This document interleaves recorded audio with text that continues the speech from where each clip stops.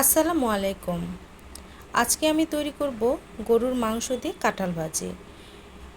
এর আগে আপনাদের সাথে আমি শেয়ার করেছিলাম কাঁচা কাঁঠাল কিভাবে ভাপ দিয়ে ডিপ ফ্রিজে আমরা সারাটা বছর ধরে সংরক্ষণ করতে পারি।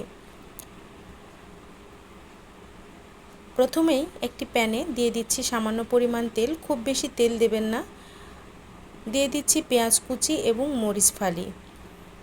আমি আগে থেকেই ডিপ ফ্রিজ থেকে যে কাঁঠালটি আমি সংরক্ষণ করার জন্য রেখেছিলাম সেটি বের করে রেখেছি। একদম দেখতে পাচ্ছেন পারফেক্টলি সবগুলো আলাদা আলাদা হয়ে গিয়েছে। এখানটা পেঁয়াজটা অনেকটা যখন সফট হয়ে এসেছে, এখানটা আমি 5 ফোড়ন দিয়ে দিয়েছি। অনেক সময় স্বাদ নির্ভর করে 5 ফোড়নের উপরেও। বাজারে বিভিন্ন ধরনের 5 ফোড়ন পাওয়া যায়, চেষ্টা করবেন 5 ফোড়নটি তৈরি করে নেওয়ার জন্য।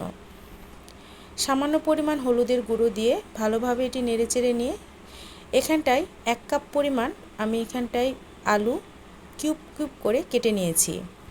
এবার সামান্য পরিমাণ লবণ দিয়ে এটি সেদ্ধ হওয়ার জন্য একটু নেড়েচেড়ে ঢেকে রাখব।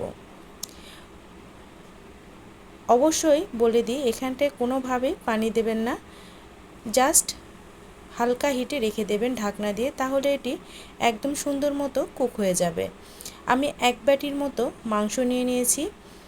আপনারা চাইলে এখানটায় মুরগির মাংস ব্যবহার করতে পারেন। মুরগির মাংস যদি আপনারা কাঁচা ব্যবহার করেন, সেক্ষেত্রে আমরা যেভাবে মুরগির মাংসটি আগে রান্না করে কষিয়ে নিই, ঠিক সেভাবেই কষিয়ে নেওয়ার চেষ্টা করবেন।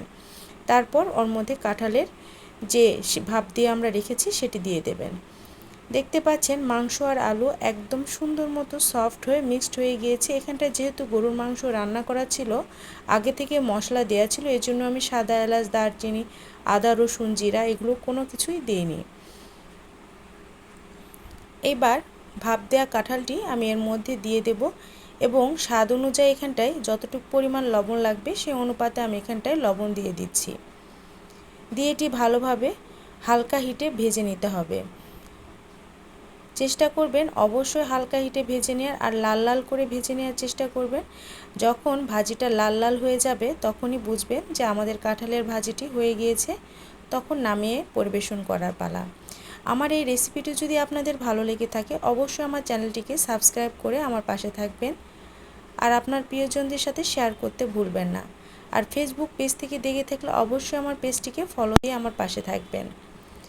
আশা করি সকলে ভালো থাকবেন এবং সুস্থ থাকবেন।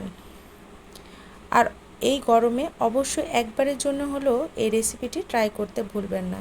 আল্লাহ হাফেজ।